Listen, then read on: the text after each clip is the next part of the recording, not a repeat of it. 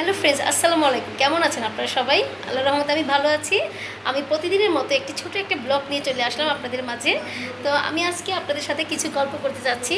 তো যাই হোক বন্ধুরা, আমরা আসলে যারা আসলে ফেসবুকে কাজ করছি, আমরা কন্টেন্ট ক্রিয়েটাররা আছি যারা, তারা কিন্তু আমরা সবাই প্রতিদিনই কিছু না কিছু ভিডিও আপলোড করে থাকি এবং আমরা নিত্যদিনের যে আমরা কাজগুলো করে থাকি সেই কাজগুলো থেকে ছোট ছোট ভিডিও কিন্তু আমরা মেক করতে পারি, আর সেটা থেকে কিন্তু আমরা একটা ব্লগ আকারে আমরা ধারণ করে ভিডিও আমরা আপলোড দিতে পারি।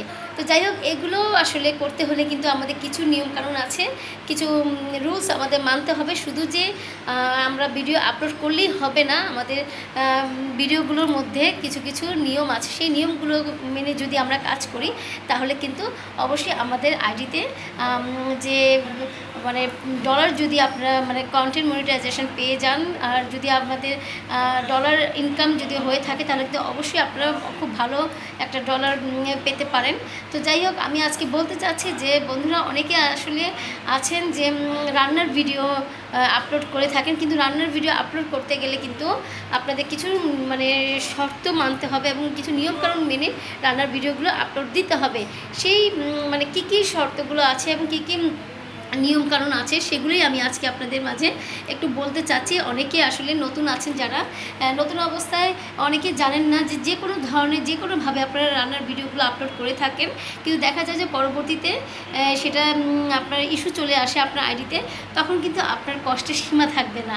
তো আমরা আসলে সবাই কষ্ট করে ভিডিওগুলো মেক করি, মেক করার পরও যদি আমরা যখন আপলোড দিয়ে থাকি আর যখন আমাদের আইডিতে ইস্যু এসে পড়ে, তখন কিন্তু আমাদের অনেক কষ্ট লাগে। তখন আর কিছু করারও থাকে না, আমাদের ভিডিওগুলো ডিলিট করে দিতে হয়। তো যাই হোক বন্ধুরা, এই ডিলিট করার আগে কিন্তু আমাদের কিছু নিয়মকানুন যদি আমরা মেনে কাজ করি তাহলে কিন্তু সেই কষ্টটা আমাদের পোহাতে হয় না। সেটা হচ্ছে, নিয়মকানুন আছে যে আপনার যে রান্নার ভিডিও যখনই আপনি আপলোড করবেন, তখন মেক করবেন, তখন কিন্তু আপনি মাথায় রাখবেন আগুন যেন দেখা না যায়। ঠিক আছে? রান্না করার সময় যেন আগুন দেখা না যায়।